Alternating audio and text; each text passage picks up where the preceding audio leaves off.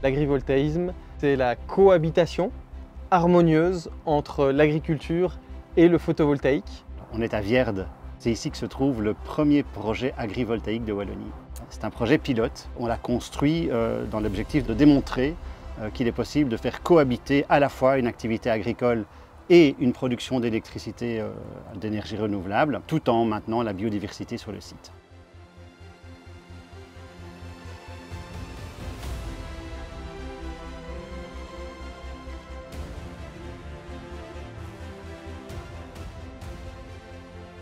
Pour nous, en tant qu'apiculteurs, c'est une super opportunité déjà, parce que l'accès à la terre, c'est la grosse limite de notre modèle à nous.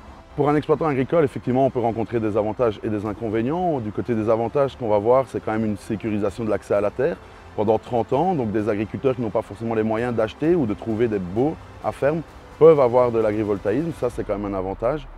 Une clôture tout autour du site, il faut quand même se rendre compte, à 14 € du mètre, c'est vite rentable d'avoir une clôture entretenue et payée par une entreprise extérieure. On peut aussi avoir comme avantage le maintien des prairies en termes de biodiversité. On sait que la prairie a quand même un avantage. Donc il faut quand même se rendre compte de l'effet levier que ça peut avoir sur une exploitation agricole. Nous avons pu observer, d'une part, c'est que le bien-être des animaux n'était pas impacté par la présence de panneaux photovoltaïques. Sur un suivi à court terme, on n'a pas d'impact sur la reproduction et le bien-être des moutons.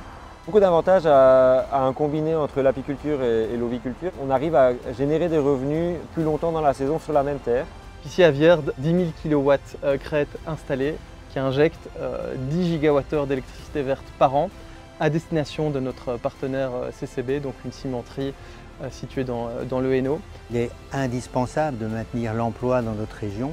Et pour maintenir l'emploi, il faut être vertueux, il faut être vert, il faut décarboner l'industrie. C'est des investissements extrêmement importants, mais l'avenir en dépend.